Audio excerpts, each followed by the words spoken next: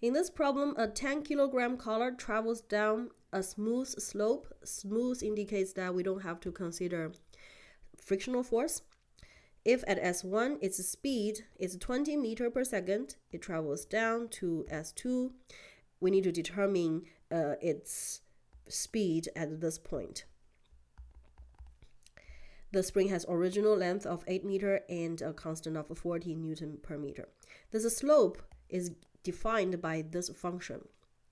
So S1 and S2 are both given. S1 is 16 meters. That's the length of the spring at state 1.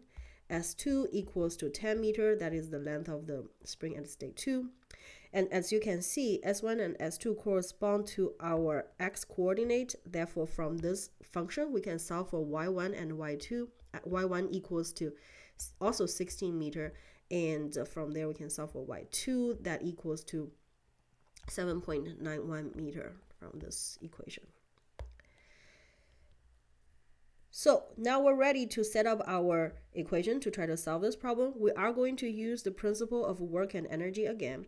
So the initial kinetic energy plus the total work down to this collar during this process equals to the final kinetic energy.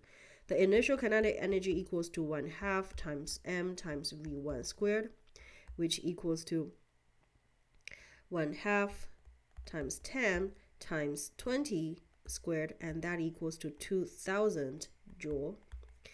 And we need to determine the total work down to this collar during this process. This collar is only subjected to two forces, the weight force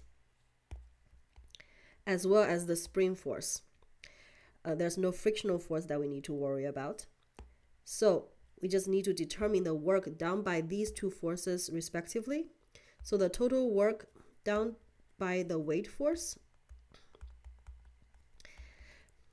the collar moves down, therefore the weight force is doing positive work. So positive, the force magnitude is 10 times 9.81, that is the weight. And the change in the vertical location is 16 meters minus 10 meters. Sorry, 7.91 meters, the y2. And that equals to 793.6 joule. Now moving on to the work done by the spring force. According to the formula, this equals to -1/2 k S2 squared minus S1 squared.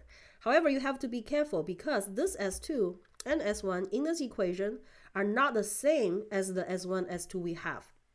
In fact, these are actually delta S2 squared minus delta S1 squared, because these must be the difference of the spring length compared to the original length of 8 meters.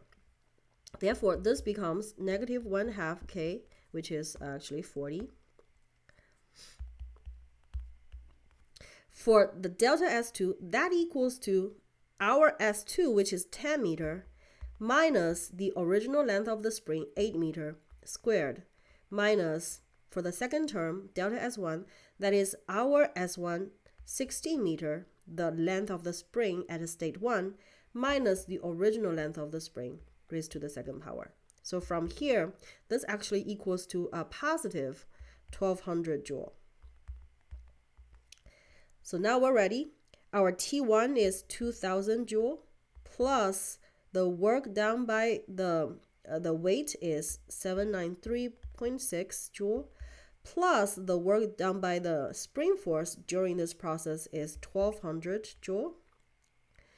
And that equals to our T2, the final kinetic energy, which is 1/2 mv2 squared, which is 1/2 times 10 times v2 squared. So from here we can solve for v2, and v2 equals to 28.3 meters per second.